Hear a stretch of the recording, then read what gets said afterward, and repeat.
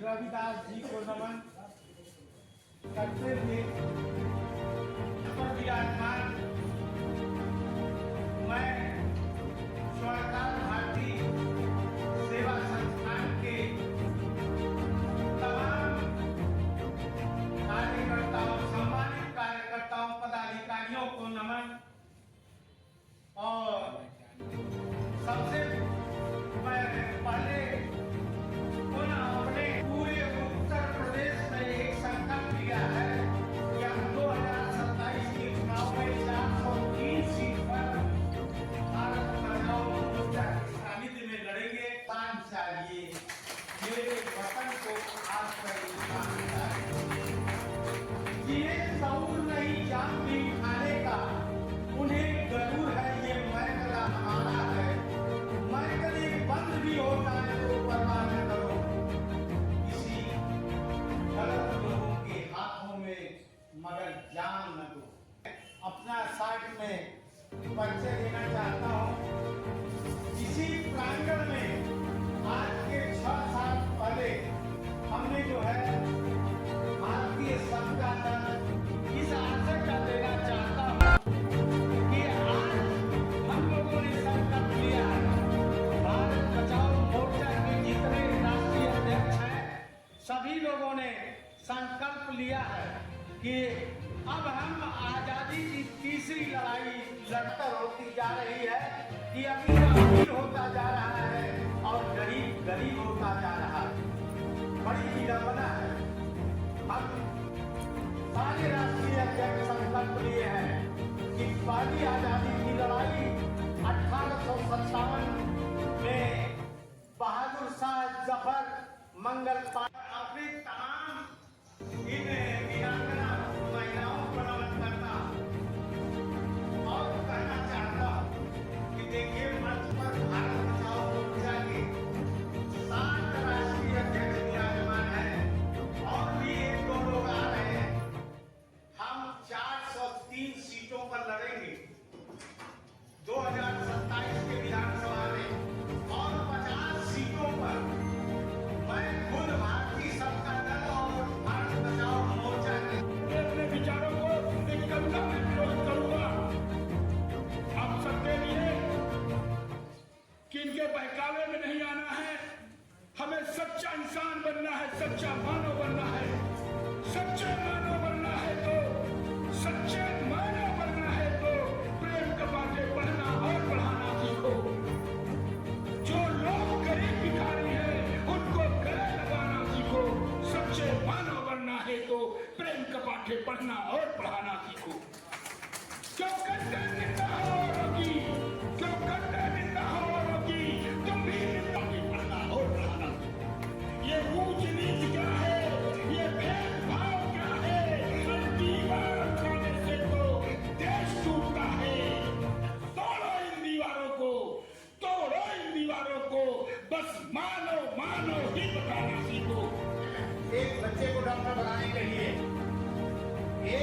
एक medical college में 100 सीटें हो, 100 करोड़ हो गया, 10 साल 5 साल के 1 करोड़ हो गया, उसका खर्चा हो गया। हर साल 100 बच्चे अगर वो मेडिकल कॉलेज का मैनेजर प्रिंसिपल जो भी है पैसा ले रहा है, आप ये समझ लीजिए कि हर साल 100 करोड़ रुपया उसका आ रहा है। 10 करोड़ 15 करोड़ रुपया MCI दे दिया, नेशनल बोर्ड ऑफ एग्जामिनेशन दे दिया कि बाहर के बच्चे जो आ रहे हैं इनको पास नहीं करना है। अगर ये बच्चे पास करके आएंगे, इनको पास कर लोगे, रजिस्ट्रेशन दे दोगे, तो क्या होगा? यहाँ का मेडिकल बंद होगा, यहाँ के हम लोग जो लूट रहे हैं तो हमारे लूटने का काम बंद हो जाएगा। इसलिए medical council of India, national board of examination India बाहर जो लड़के मेडिकल पढ़ते आ रहे हैं उनको 100 में 4, 5 या 10 इससे ज्यादा पास नहीं करते। जबकि बच्चे पास 50 का 70-75% बच्चे पास हो जाते हैं, जानबूझ के फेल कर देते हैं। क्या सरकार जो है, इसके पहले जो भाजपा की सरकार थी, हर्षवर्धन थे, डॉक्टर थे, अगर कोई भी गंभीर हालत में उन्हें ले जाता है तो तुरंत इसको रेफर कर दिया जाता है जिला अस्पताल, और जिला अस्पताल से लेकर के मेडिकल कॉलेज तक भेजा जाता है, जब तक कि उसको अंतिम संस्कार के जरिए नहीं पहुंचा दिया जाता है। इस व्यवस्था को रोकने की जिम्मेदारी हम सभी नागरिकों की है, हम सभी समाज सेवी राजनीतिक घटक दलों की भी है। इस पर आवाज उठाने की जरूरत है। यही हाल हमारे देश में शिक्षा का है, और आने वाले विधानसभा के चुनाव में भारत बचाओ मोर्चा 3 जिलों पर मतदान के साथ जुड़ना पड़ेगा, और हम सबको आप सभी के सहयोग की आवश्यकता है। जय हिंद, जय भारत, जय धर्माला।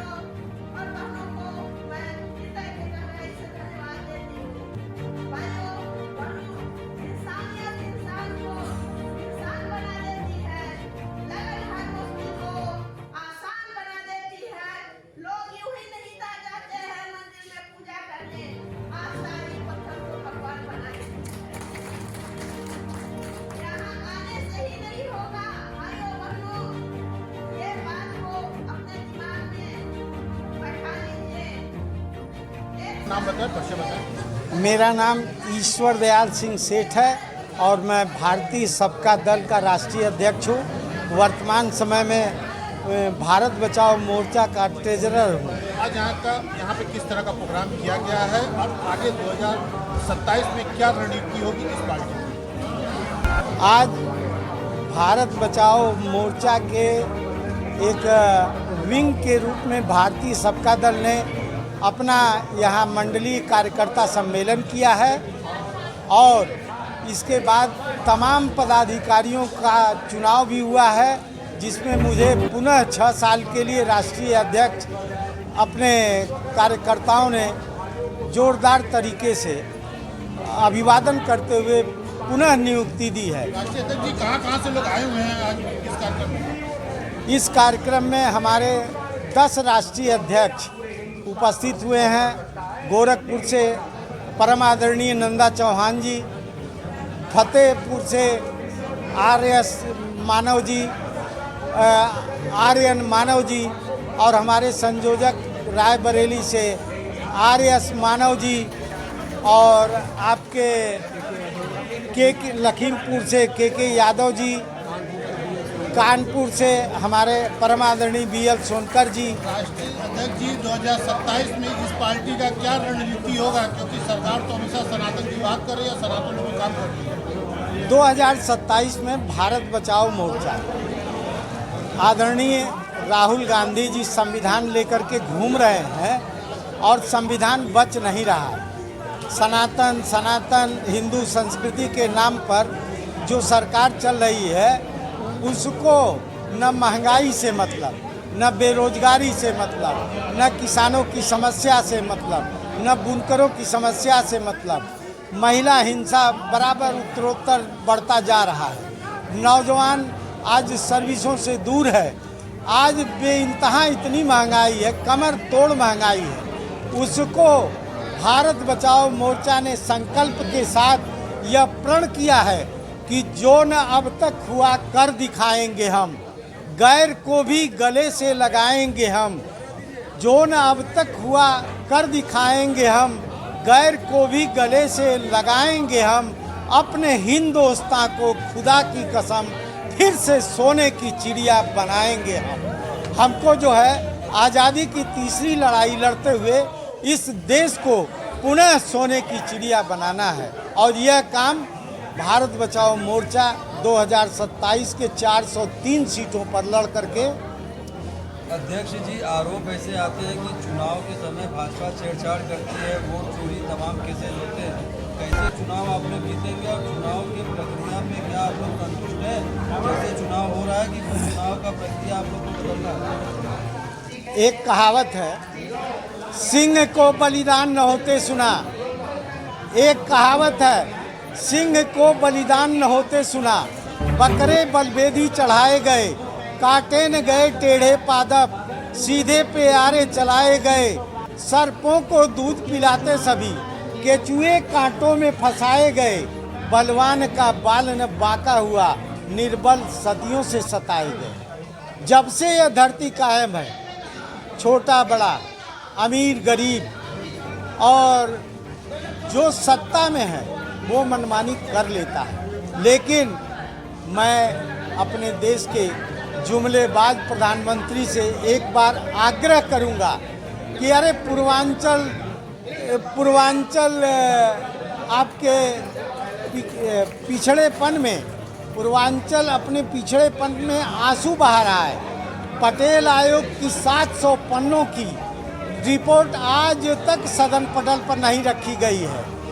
आप बनारस से 3 बार प्रधानमंत्री हुए हो और एक बार बनारस को राजधानी बना दो ना पूर्वांचल, और पूर्वांचल फिर इसके बाद जिंदा हो जाएगा। पूर्वांचल में 23-24 जिले आते हैं। सबका विकास, छोटा राज्य होगा तो सबका विकास निहित है। हम इन मुद्दों को लेकर के हम ये चाहते हैं हिंदुस्तान में राम राज्य आए। राम राज्य की परिकल्पना तब साकार होगी जब हर इंसान को, जो वोटर हैं, मतदाता हैं, उनको 2000 रुपये मासिक पर हेड मिले, महंगाई भत्ता, वोटर पेंशन, तब जाकर के राम राज्य की परिकल्पना साकार होगी और फिर हमारा पुनः भारत खुशहाल होगा।